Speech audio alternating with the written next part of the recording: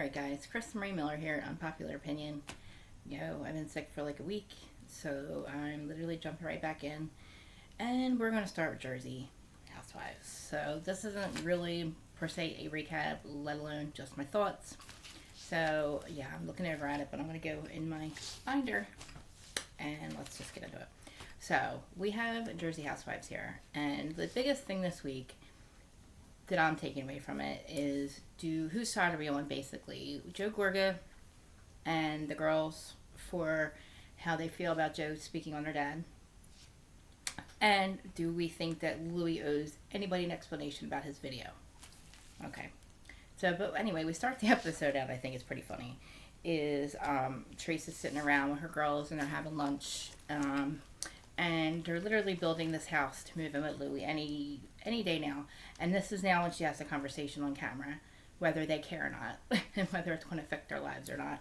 And basically they say no, and that if we didn't like them, then this wouldn't be happening.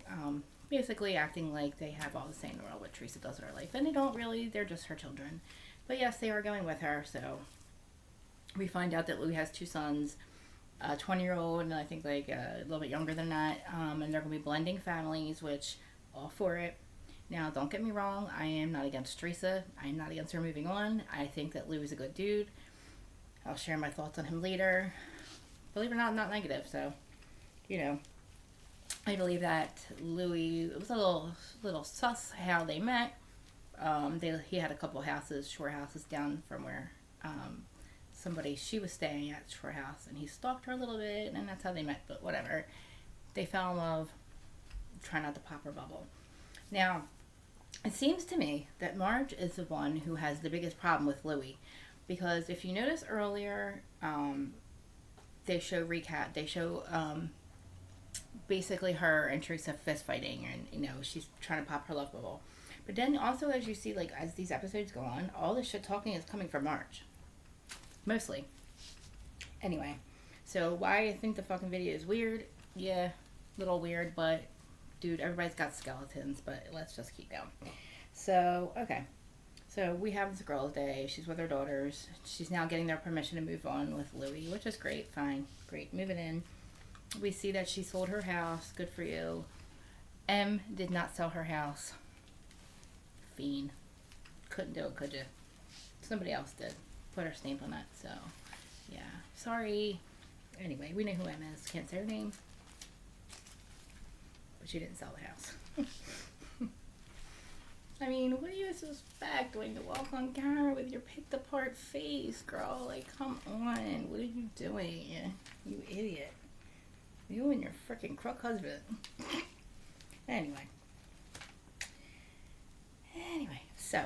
Alright, next scene, Dolores is at her condo, and we find out that Frank Sr. is not allowed to leave town. Frank is not allowed to do anything unless Dolores says that the doorknobs are on the house, that everything is done, and basically we're mad at Frank Sr. because he now has a girlfriend in Texas, and that he spends his time with her, and that he left town and went without letting Dolores know. And all we get out of Dolores about the girlfriend is that she's young, and if she doesn't fall off, she doesn't need a life preserver or something like that. It was really funny, and I really wish I could requote it the best way, but Dolores, I love you. You're freaking hilarious. And I find it funny that we call Frank and very upset with him, and very upset that he did not put the doorknobs on, and he did not have everything ready in time, and that everybody's kind of getting on Frank, and then before the end of the conversation, Frank's like, I'll have it done by end of day. End of business tomorrow. Yay! So, we could have just skipped all the shit, and Frank should have just came correct and said, Dolores, you're right, I will have it. Business day tomorrow. But, I mean, it wouldn't be Dolores and Frank without that, that was funny. That was great. And, don't get me wrong, y'all know I love Dolores and Frank. They're, two of my favorite people on the planet. All the time. Love them. I totally get their dynamic. It is a family. They are a family. Do I think they want to sleep with each other? Absolutely not. They've done that. That's way. Yeah, they don't want to sleep with each other. We know that Dolores is no longer with Dr. David. Believe it or not, guys, I'm kind of shocked. I honestly thought that Dr. David would give her a ring before a Porsche. I think that he should have proposed the second that she, had started doing the house. And like when Frank was building the house and Dolores had all the say in the world that went into that house, I think that Dr. David should have proposed then. But with all that being said, Dr. David never gave Dolores the time she deserved. Yes, be as Frank to be the best man, her best friend, and to come to all these events. But Frank also has a life. And you're not going to grow old with just Frank. Like, Dolores deserves to have her forever person, not just Frank, and just to have, like, that growing old person, like, somebody that's going to come to events with her. David, his career came first, and we thought that would be okay, and she was happy with, because he was a great guy in all other sense of the word, but, it was not fair to her, and I'm glad that she realized that. And we know that Dolores is happy now. I don't know what he does for a living. I don't really think it fucking matters. He makes her happy, and that's all that matters. His name's Paulie, and he's good looking. And Dolores, you look amazing too, by the way, girl. Well, no, Frank has well, I guess I can say Frank has a girlfriend. I've kind of known that for a while, but, I was like, don't say nothing. Probably pretty smart not bringing her on the show. I don't know if this is the same girlfriend I knew about last season, but nobody else knew. He wasn't on the show, put it that way. I don't know if it's a new girl or not, but way to go, Frank. Good for you. Because you guys are getting older. Like, we are getting old. Like, we need our... I didn't get married until I was, like, 39, so I get it. Like, it took us a while, but we made it. We need our forever people. We found them. Jersey is not... we are not the easiest people to get along with. That fast forward me to Marge. Marge. Alright, well, actually, let's go to Jennifer, because I have some theories on Jennifer. Now, I saw the clip where they said it looks like her and Bill, don't do me any favors. Doesn't have to be married to me. Don't do me no favors, or something like that. I call bullshit. Yes, he had an affair. She forgave him for it. They stayed together. I didn't realize it was going to come up, she said. Whatever. I love Jennifer, and do I think the situation with her mom is very sad? We just found out this episode that they didn't talk this entire time. Now, what happened was, last season,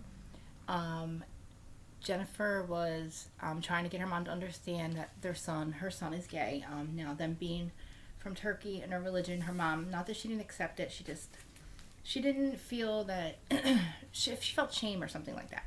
And Jennifer had brought a bunch of women around and was trying to make her seem, it was about, and also her getting a divorce from the father. Now, she was unhappy with Jennifer's father. She's always been unhappy.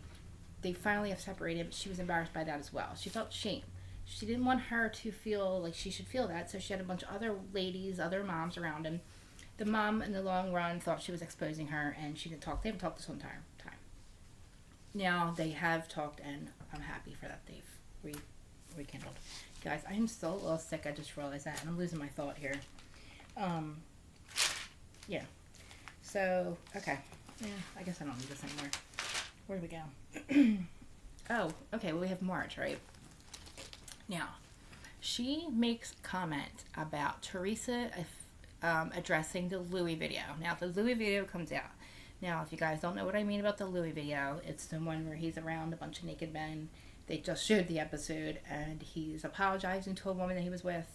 Now, do I think it's weird and odd? Yes. Do I think it's anybody's effing business? No. At least the man is apologizing. Like, why do we have to go with her? He is not Joe Giudice. And that brings me to my next thing with Gia. Girl, keep your business, literally. Like, stay out of grown people business is what I'm trying to say. Like, you can have an opinion about what you think is right and what your Uncle Joe should say in public or not. The truth of the matter is your dad is a piece of poop who puts your mom in prison. That is a fact, okay? And your Uncle Joe is not wrong there. I don't really know how I feel about him voicing it. Okay, he's allowed to voice it, but them making him want to take it back, I just think is ridiculous. I don't think that anybody should have to take anything back. I just think they should agree to disagree or agree to move on and get over it. But the hell that they're giving Joey Gorga for the statement is ridiculous because the statement's true. And, Joe Giudice did put their mom in prison, and he is. And for them to want him to take it back is, ridiculous. So he can't win in this situation. I kind of get his side. I see her side a little bit. Teresa also has to realize that she has also always made her family stick up for her, stick up for her, stick up for her. Well, her brother is sticking up for her, and look what happens. He's getting shit for it. So it's like, you know, what is it? Do you want your brother to stick up for you, or do you want your daughters to mind their own damn business instead of grown folks' business, which they should? Like, if they can't see this for, like, what it is, then maybe you should just stop. And, like, why are they giving Gia such a platform? Like, she's running her mouth a lot. Like, what is her business? Like, what is she state of her mom's business? State of her mom's business. That's all I gotta say. So we have Marge saying that Teresa's going to romanticize this and make this, romanticize the video and make it this and make it that. Marge romanticized having an affair on her ex-husband Jan with Joe, the guy she's married to now. She romanticizes it by saying he's her soulmate. So what are you talking about, lady? Romanticizing shit. You have romanticized this affair that you had on your ex-husband. You only dignified the man with divorce 4 years in. So you dignified Jan with the divorce 4 years into this affair that you had that you romanticized. So you saying that Teresa is going to romanticize it, so what? She is. What else is she going to do? Is she going to fall down the rabbit hole with you guys and say he's this piece of crap and he's just like the rest of them, he's a good car salesman and that's why he can snow her? Maybe he love bombed her, okay? Maybe he's a little off kilter. Who cares? Maybe he's a little cray-cray. Who cares? You are no better. Nobody is any better than Louie.